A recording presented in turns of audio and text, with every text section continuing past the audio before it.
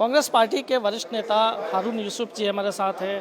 Sir, आम आदमी party ने मुख्यमंत्री का चेहरा बदल दिया है। अब दिल्ली के नई मुख्यमंत्री आतिशी होंगी, क्या रिएक्शन है आप? वो चेहरा जो पुराना हो गया था वो इतने दाग और धब्बों के साथ भरा पड़ा है कि गरीब लोग अब उस पुराने चेहरे को नहीं पहचानते हैं। केजरीवाल के जो लंबी चौड़ी गाड़ियों में चलता है, सिक्योरिटी बढ़ी हुई है, उनके बंगले में घुस नहीं सकता वो गरीब आदमी, उस चेहरे को बदलने का प्रयास है।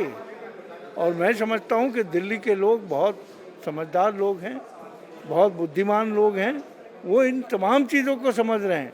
आप 9.5 साल तक तो सरकार ब्लेम करती रही, हमें काम नहीं करने दिया जा रहा। अचानक कैसे ये दो बातें कैसे आप कह सकते हो कि हमने दिल्ली में इतना विकास किया, आज तक किसी ने नहीं किया, और हमें काम नहीं करने दिया? सच्चाई क्या है?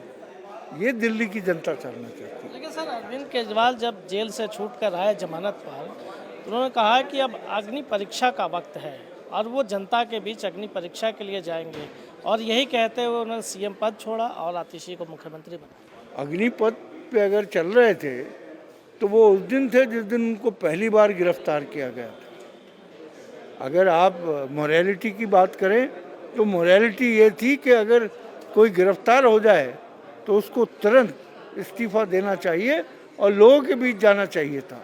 आज जो ये चेहरा छुपा रहे हैं क्योंकि वो शीश महल दिख रहा है लोगों को, वो जो रईस तरीन लोग रहते हैं, वो जो ज़िंदगी का उनका एक जीने का तरीका हो गया है, उसको कैसे अब वैगन में वापस लाएं और कैसे कौशाम्बी जाके उसको ठीक करें। लेकिन दिल्ली के लोग बहुत समझदार हैं। शीश महल भी छोड़ रहे हैं, कह रहे हैं वो 15 दिन में छोड़ेंगे।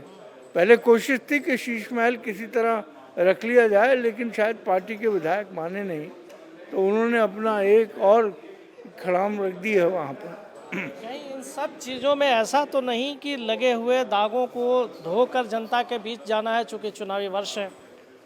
ये जनता जो है उसने इतने दाग और इतनी छींटें खाई हैं, इतनी जाने गई हैं बिजली के नंगे तारों में, कि जनता बहुत अच्छी तरीके से याद रखेगी उस चेहरे को। इसका चुनाव पे क्या असर पड़ेगा, चूँकि चुनाव भी है दिल्ली में? देखिए, मैंने आपसे कहा ना, उनके स्क्रिप्ट राइटर लगे हुए हैं जो अभी कभी भगवान राम की बात करते हैं, कभी अपने आप को भगवान राम कहने लगते हैं। तो ये अभी जो स्क्रिप्ट राइटर हैं वो पूरे सेट नहीं हुए हैं। आगे आने वाले दिनों में कुछ नया ड्रामा ज़रूर करेंगे, लेकिन अब दिल्ली के लोग अच्छे से पहचान चुके हैं।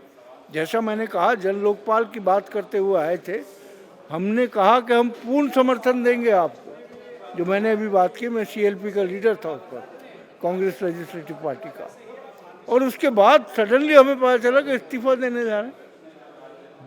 दो टर्म तो आपके पास संपूर्ण पूरा बहुमत था। कहाँ है जन लोकपाल? कहाँ है वो RTI एक्टिविस्ट? कहाँ है जो भ्रष्टाचार से लड़ने की बात करता था?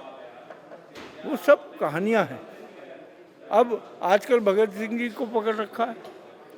भगत सिंह जी ने इस देश को फख्र है उनके ऊपर कि 23 साल की उम्र में उन्होंने फांसी का फंदा चूमा था। आप भ्रष्टाचार कर करके अपने आप को शहीद भगत सिंह से कंपेयर करोगे, ये देश का अपमान है। धन्यवाद इंडिया टीवी से बात करने के लिए। कैमरा पर्सन प्रणीत रावत के साथ संजय शाह, इंडिया टीवी, दिल्ली।